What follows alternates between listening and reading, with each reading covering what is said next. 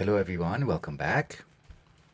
This video is also about Freud, and I think it makes logical sense to devote this video to the ego and the id, since the previous video was about Beyond the Pleasure Principle.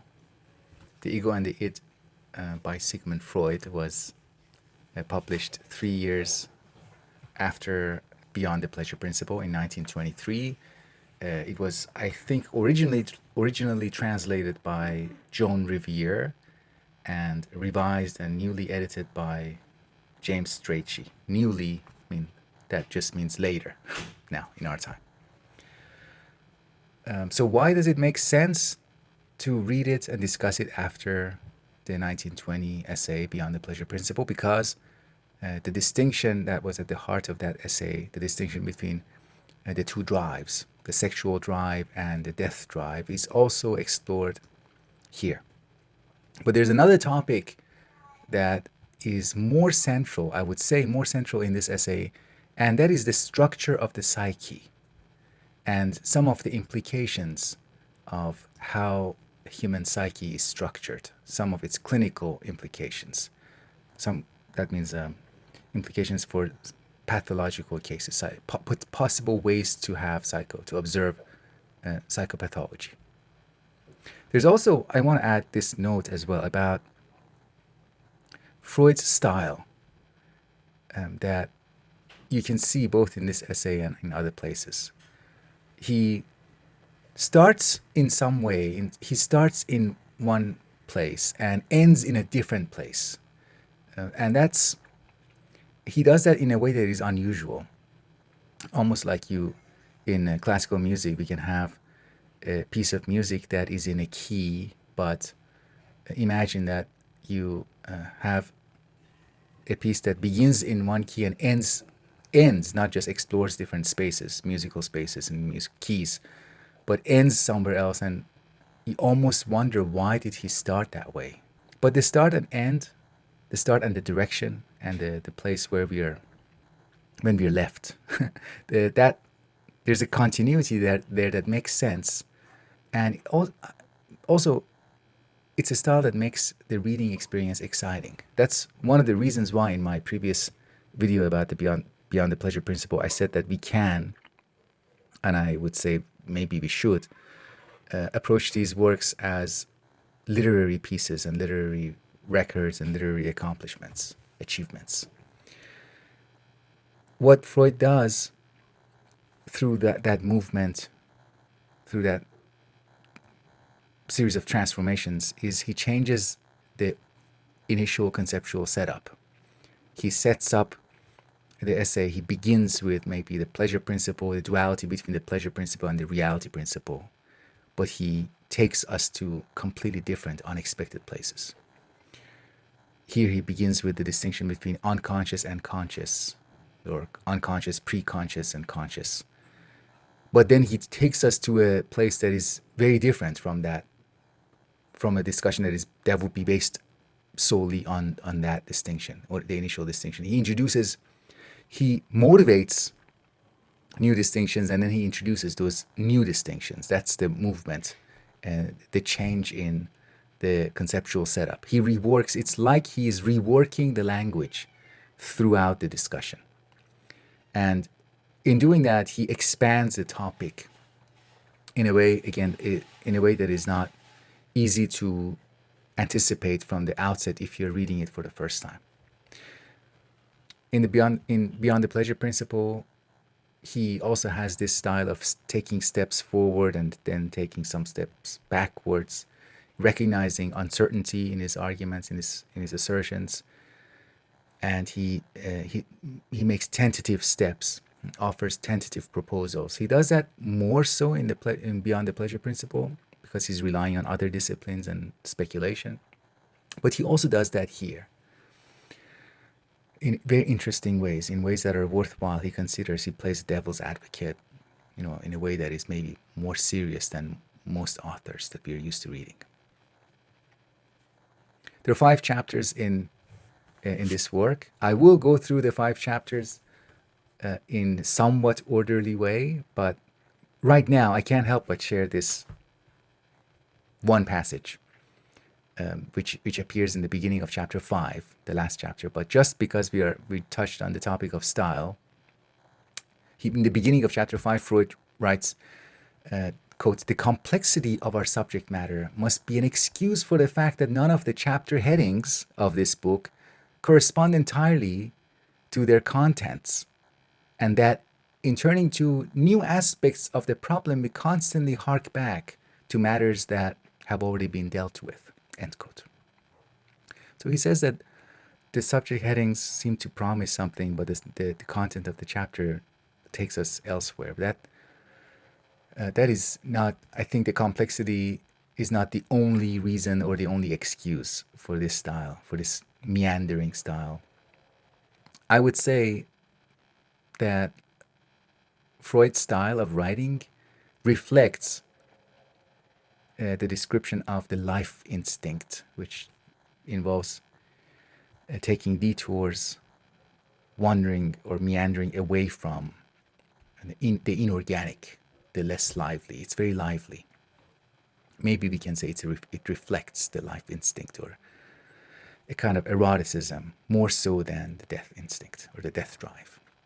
Okay, so let's get into the text, beginning with chapter 1. The title of chapter 1 is Consciousness and the Unconscious. So this is, keep in mind, this is just the initial conceptual setup, the conceptual dichotomy. We are starting here, but it doesn't mean that this is the only thing that this essay is about, or it is exploring. In chapter 1, we read, the division of the mental life into what is conscious and what is unconscious is the fundamental premise on which psychoanalysis is based. And this division alone makes it possible for it to understand pathological for its psychoanalysis. This division makes it possible for psychoanalysis to understand pathological mental processes, which are as common as they are important, and to coordinate them scientifically, to maybe taxonomize them scientifically. He talks here about repression, a force that opposes certain psychological trends and preventing them from becoming conscious. He writes, quote, "The fact that in the technique of psychoanalysis, a means has been found by which the opposing forces can be removed, the forces of repression, opposing to consciousness. Opposing forces can be removed, and the ideas in question made conscious renders this theory irrefutable," end quote. Then he also talks about, he introduces the concept of ego within this essay. Ego. What is the ego? He writes, "We have formulated the idea that in every individual there is a coherent organization of mental processes, which we call ego." Coherent organization. So repression, he here assumes, repression proceeds from the ego. It is an ego process. And you can say already part of that reason is coherence might not be as, coherence in an organization might not be as easy to maintain. To maintain an organized, coherent organization, to maintain that organization, we might need to push some things out of it that challenge that coherence, or a particular way of coherence, particular way to be coherent. Reading from Freud about this ego process of repression, it is to cut off certain trends in the mind, not merely from consciousness, but also from their other forms of manifestation and activity. Other forms of manifestation and activity. Next passage, the analysis is faced with the task of removing the resistances which the ego displays against concerning itself with the repressed. So the ego, if it concerns itself with what is repressed, these resistances will surface. If the ego becomes like attentive or shows interest to the repressed material. Sometimes incidentally attentive. The last thing about chapter 1 is the point that ego isn't the same as consciousness. Parts of the ego are unconscious, and that has implications. Chapter 2. Chapter 2 is titled The Ego and the It. By the way, another note about my selections. I am, like Freud says, I am trying to provide something of a reading, of a meandering path through this essay, which is very different from reading the essay. It's selective reading plus some discussions. And if you're really seriously interested in Freud at some point, and if you haven't read, if you're maybe more experienced than me in dealing with Freudian texts, then this note is not really directed at you. If you're new, relatively new, and less experienced, at some point you will pick up these texts and read them. And when you encounter the text, it would be important to maybe note, if you remember my presentation, it would be very important to note the things that I am not paying attention to, the parts that I'm not selecting in my discussion. And then maybe you will make some conclusions or draw some conclusions and draw some implications from these exclusions. Why certain things are excluded in one presentation and the relationship between what is included and what is excluded. One of the reasons why I started making these videos, the recent videos on Freud, was because I watched a video by Todd McGowan about death drive. And I was really struck by how he glossed over Freud's treatment of the death drive. And to me, something about it seemed inaccurate. And when I read Beyond the Pleasure Principle more closely, especially the final chapter, the final 2 chapters of that essay, original work by Freud, which he reviewed or summarized, I found contradictions. I found in one case, at least, that Todd McGowan said the complete opposite of what Freud writes. And so that's a good thing. I mean, in the experience of a reader, in the experience of a student, detecting things like that initiates a kind of movement. It's not, of course, it's not always good if your teacher or people that you're listening to or reading always misrepresent stuff. But occasionally these things happen. And on some occasions, they can spark a different kind of curiosity and interest. Anyways, chapter 2 is called The Ego and the It. We read, quote, "Psychological research has centered our interest too exclusively on the repressed. We wish to know more about the ego, now that we know that it too can be unconscious in the proper sense of the word." Later in the essay, later in the chapter, he says that he writes, "The ego is first and foremost a body ego. The ego is first and foremost a body ego. It is not merely a surface entity, like a surface skin, but it is itself the projection of a surface." Back to the dichotomy of conscious or potentially conscious, preconscious on one hand, and the unconscious on the other hand. Freud here writes something that is extremely interesting. And it is also very interesting that he leaves it unexplored. I think maybe we should turn to the unconscious, the other essay, the unconscious. But I suspect even there, in that place, in that essay, the exploration of this note here would be insufficient, because it almost seems like Freud is himself doing something here that structuralist thinkers later did. So the quote is this: "The difference between the two, conscious, unconscious, is that the unconscious is worked out upon some sort of material which remains unrecognized. Unconscious is unrecognized material. Whereas the preconscious, or potentially conscious, has been connected with verbal images. Verbal images. So being connected, being associated with verbal material, verbal images, is maybe a condition of possibility for something to become conscious." And this is, Freud writes, this is the first attempt to find a distinguished mark for the two systems, the preconscious and the unconscious, other than their relation to consciousness. So is there here a link? Is Freud suggesting that there's a link between recognizability and association with verbal images? Maybe. He writes, it would seem then that the question, how does a thing become conscious, could be put more advantageously thus. How does a thing become preconscious? And the answer would be by coming into connection with the verbal images that correspond to it. Okay, so when we are taking this distinction, we are moving with that in mind back to the discussion of the ego, and keep in mind that consciousness, conscious experience has something to do with, it was not that something to do with, it's closely tied with perception of the external world, the perception of reality, a perceptual relationship with the world.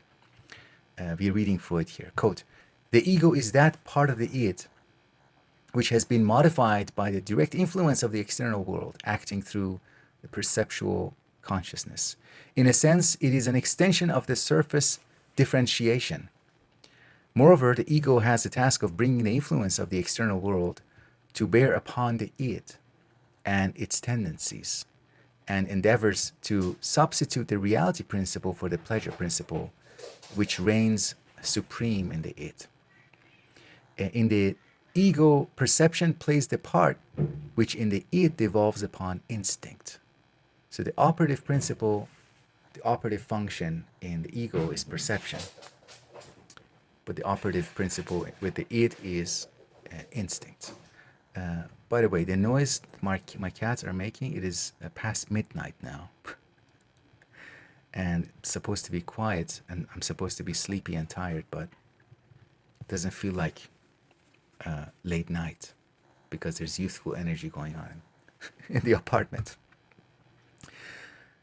So, but the ego is part of it, part of the id. There are confusions that arise when we think about that statement, the ego is part of the id.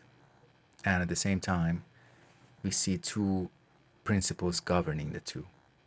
So maybe more accurately, we should say that the ego is governed both by the pleasure principle and by perception and by the reality principle. So at the heart of ego, there's this conflict. It's not that it has to satisfy the instinct coming from somewhere outside of it in the id.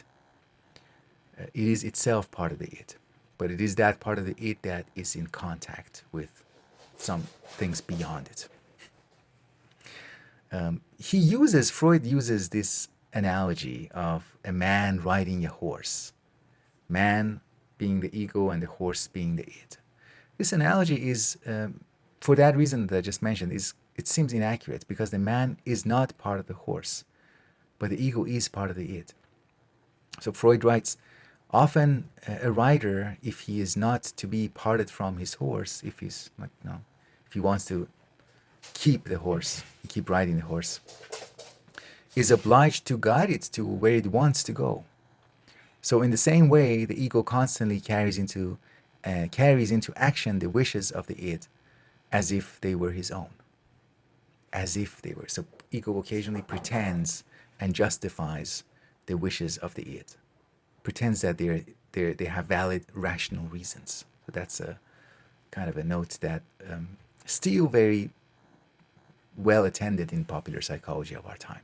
Jonathan Haidt in one of his books, I always remember the actual title, The Righteous Mind, Why We Are Divided on Politics and Morality. He uses the analogy or metaphor of a human riding an elephant. So elephant just replaces Freud's horse with an elephant, but basically it is the same thing. We are now moving to chapter 3. Chapter 3 is now called the ego and the superego, and in brackets, parentheses, ego ideal. So superego or ego ideal. Ego and the superego. We read, now this is a new subtopic, and I might explore this later on using with reference with other two other essays. For now, let's just read and focus on what we're reading. Talking to myself. When it happens that a person has to give up a sexual object, there's a sexual object, there's a desired object, but a person has to give it up. There quite often ensues a modification in his ego, which can only be described as a reinstatement of the object within the ego, as it occurs in melancholia. The exact nature of this substitution is as yet unknown to us. Jumping ahead, it may even be that this identification is the sole condition under which the id can give up its objects. At any rate, the process, especially in the early phases of development, is a very frequent one, and it points to the conclusion that the character of the ego is a precipitate of abandoned object cathexes, and that it contains a record of past object choices. What does that mean? It means that the ego's character, the person's self, conscious self, the way that coherent psyche is organized, that coherent psyche, the character of that ego is shaped by the way in which you give up attachment to objects of attachment. So attachments are formed initially, dependence, attachment that's formed, but it has to be given up. Given up, not necessarily entirely, but separation from the mother, that the mother has to go and make food, or the mother has to go away and be with the father, be with friends. The caregiver is away for a while. Remember that instance of Freud's grandson. Freud's grandson was a baby, had to see the mother walk away and be away for a while and then come back. So this is already a way of giving up this total attachment. So we're talking about giving up attachment, especially in the very early years of life. And this process has to happen often, again and again. And the fact that it happens and the way in which it happens and the way in which the person comes to terms with it, it leaves traces within the ego. It shapes the ego. That's the point that Freud is making. And we read, quote, "It may be said that this transformation of an erotic object choice into a modification of the ego is also a method by which the ego can obtain control over the id and deepen its relations with it, at the cost of acquiescing to a large extent in the id's experiences. When the ego assumes the features of the object, it forces itself, so to speak, upon the id as a love object. Ego forces itself onto the id, upon the id, as a love object, and tries to make good the loss of the object by saying, it's as if the ego is saying to the id, look, I am so like the object, you can as well love me. End quote. So to slightly paraphrase what Freud writes here, the ego transforms parts of itself into an object of desire that just had to detach itself from, had to separate from, as a way of controlling the id, as a way of satisfying the id. In doing that, the ego is taking some of the traits or the perceived traits of the objects. Only by taking up the traits of the desired object, the ego can present itself to the id as a replacement and say, see, I'm just like that object that you lost, id, because you are really the source of my desire. I'm just like that object. You can love me instead. It's very imaginative. Later, just to give you a preview of what comes towards the end of this essay, in chapter 5, Freud writes this directly. He says, to the ego, living, surviving, means the same as being loved. And I will not read the rest of that sentence until we get there, and then I'll give you the full sentence. But just hear this, that to the ego, living means the same as being loved. That's why that's related to like acquiring the traits of the desired object. Another quote, The transformation of the object libido into narcissistic libido, so narcissistic because now the object is part of the self, part of the ego. Ego is transforming itself. So the object libido transformed into narcissistic libido, which thus takes place, obviously implies an abandonment of sexual aims, erotic aims, a process of desexualization. It is subsequently a kind of sublimation. Indeed, the question arises and deserves careful consideration whether this is not always the path taken in sublimation, whether all sublimation does not take place through the agency of the ego, which begins by changing sexual object libido into narcissistic libido and then perhaps goes on to give it another aim. So in one of my future videos, I am going to discuss Freud's paper on narcissism, the introduction of narcissism in early development, and then the paper on mourning and melancholia. Because I think to do this topic justice, we have to work through it with the help of those other sources. But now we have entered into the domain of superego. Why? Because part of the ego, the conscious or unconscious, has become this object of desire, has acquired characteristics of this object of desire, which involves not just descriptive traits or characteristics, but also normative characteristics or mandates, commands. We read, quote, "The superego is not merely a deposit left by the earliest object choices of the id. It also represents an energetic reaction formation against those choices. Its relation to the ego is not exhausted by the precept, you ought to be such and such, for example, like your father. You ought to be like your father. It also comprises the prohibition, you must not be such and such, like your father. That is, you may not do all that he does. Many things are his prerogative." This double aspect of the ego ideal derives from the fact that the ego ideal had the task of effecting the repression of the Oedipal complex. Indeed, it is to that revolutionary event that it owes its existence, end quote. It's so beautiful. It is so aesthetically effective, rhetorically and aesthetically, as a way of presenting the drama of early childhood and then its impact in throughout life.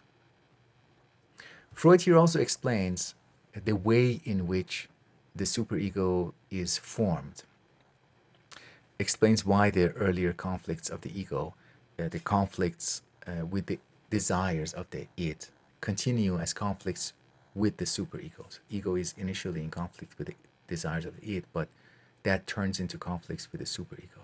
If the ego fails to resolve the so-called Oedipal complex, the energy of the id flows into the superego, leading to what Freud here called reaction formation in the ego ideal.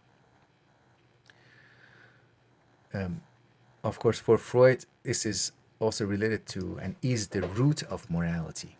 Quote, "The tension between the demands of conscience or ego ideal and the actual attainments of the ego is experienced as a sense of guilt. Social feelings, moreover, social feelings rest on the foundation of identifications with others on the basis of an ego ideal in common with them." So we have an ego ideal, a set of ideals that we all have in common. And that's the foundation for Freud, for our social feelings. Those social feelings rest on a foundation of shared identifications. More on this is in a book or in a work called Group Psychology and the Analysis of the Ego, which I've already discussed about 4 years ago on the YouTube channel. Where are we now? We have reached chapter 4. Chapter 4 seems like a familiar place. It's called The Two Classes of Instincts. So he writes, in addition to eros, or the sexual instinct, quote, we assumed the existence of a death instinct, the task of which is to lead organic matter back into the inorganic state. On the other hand, we suppose that Eros aims at complicating life by bringing about a more and more far-reaching coalescence of the particles into which living matter has been dispersed, thus, of course, aiming at the maintenance of life. End quote. Here, Freud, on the surface, is playing the devil's advocate. He's taking us on a detour. And it seems like he's just setting up the devil's advocate position to refute it, but in refuting it, we end up in a new place, and we acquired the capacity to appreciate some new observations. So this is actually a very, very useful, very illuminating detour. So he says that just out of nowhere, he says maybe the opposition between these two completely different instincts, the life instinct and the death instinct, especially for the death instinct, there are not many direct empirical observations. He says maybe that distinction, that binary, that there's a fundamental difference between these two types of drives or instincts.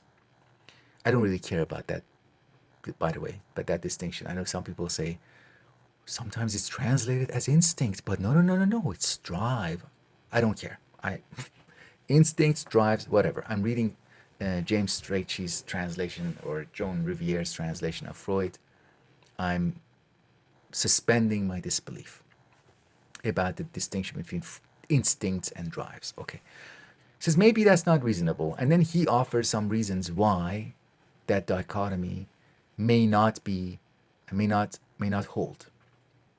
Maybe there's something underneath those two drives, another energy that is maybe more pure, that is even more raw, and then that raw energy could be channeled into the death drives or erotic drives. Maybe that's possible, and then he's considering that now. So how is he considering that? He says, instead of the opposition between the two classes of instincts, let us consider the polarity of love and hate. Clinical observation shows not only that love is with unexpected regularity accompanied by hate, ambivalence, and not only that in human relationships hate is frequently a forerunner of love, but also that in many circumstances hate changes into love and love into hate. If this change is anything more than a mere succession in time, then clearly the ground is cut away from under a distinction so fundamental as that between erotic instincts and death instincts, one which presupposes the existence of physiological processes running counter to each other. So maybe if it is so frequent, if it so frequently happens that love and hate, affection and aggression turn into each other, maybe there's something else going on rather than two incommensurate set of instincts. Because if they were so different, they wouldn't be so easily turning into each other, right? So that's the logic. We are continuing to read passages from this chapter. Quote, we have reckoned as though there existed in the mind, whether in the ego or in the id, a displaceable energy which is in itself neutral, but is able to join forces either with an erotic or with a destructive impulse. Without assuming the existence of a displaceable energy of this kind, we can make no headway. The only question is where it comes from, what it belongs to, and what it signifies. It seems a plausible view that this neutral, displaceable energy, which is probably active alike in the ego and in the id, proceeds from the narcissistic reservoir of libido. That is, it is desexualized eros. If this displaceable energy is desexualized libido, or narcissistic reservoir of libido, it might also be described as sublimated energy, for it would still retain the main purpose of eros, that of uniting and binding, insofar as it helped towards establishing that unity or a tendency to unity which is particularly characteristic of the ego. End quote.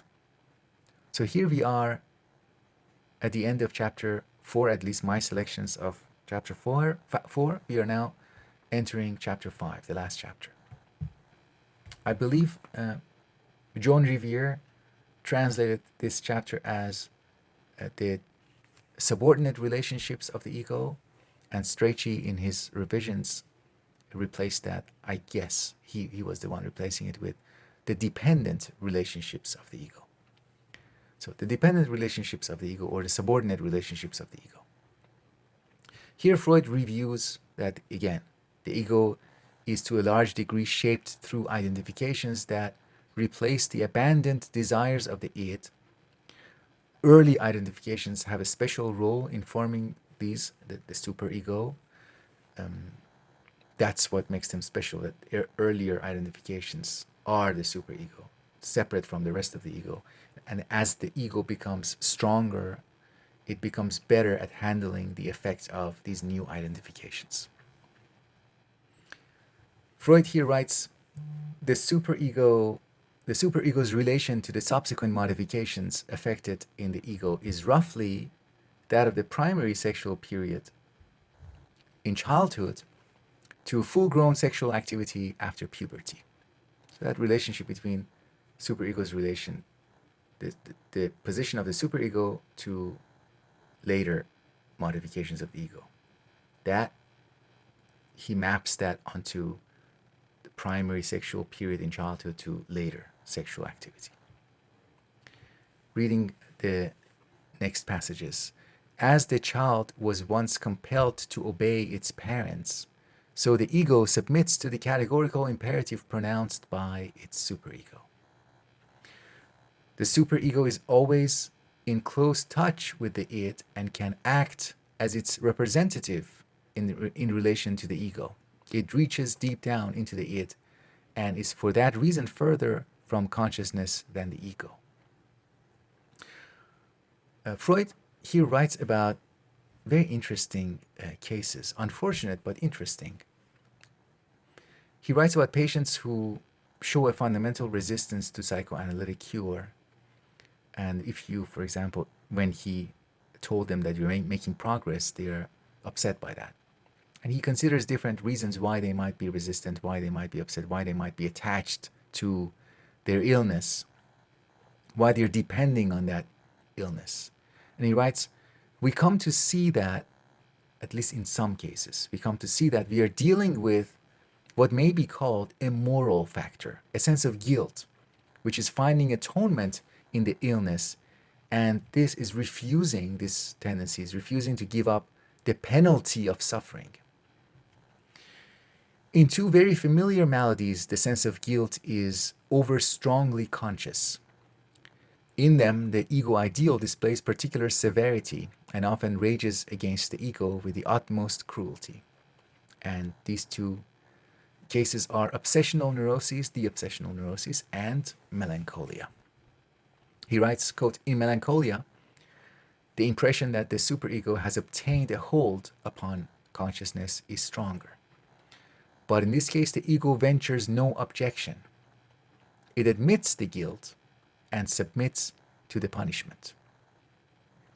In the obsessional neuroses, the reprehensible impulses which are being criticized by the superego have never formed part of the ego, while in melancholia, the object of the superego's wrath has become part of the ego through identification. I'm not sure about this, but maybe here we can speculate, and maybe the melancholic patient is more has more verbal associations, or at least the superego in melancholia is connected with, or more extensively maybe connected, or just connected with verbal images, verbal associations. Because remember, that can be a reason why something moves from unconscious to the preconscious, right? You want to stay here instead of running around? Anyways, I'm just speculating there. If you're more familiar with Freudian or post-Freudian theory, let me know. That distinction between melancholy or melancholia and obsessional neurosis, does that relate to verbal associations, which in turn lead to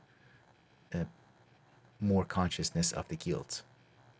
Next, the next passage. In the obsessional neurosis, the phenomena of reaction formation predominates.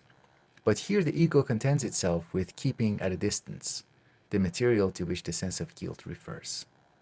So in the obsessional neurosis, the ego is keeping at a distance the material to which the sense of guilt refers. What does that distance mean? Does that also mean distance from language, linguistically distance, or distant, detached from verbal material, from maybe including free associations? Let's go back and read another passage. Quote, "It was a surprise to find that exacerbation of this unconscious sense of guilt could turn people into criminals." This kind of obsessional neurosis.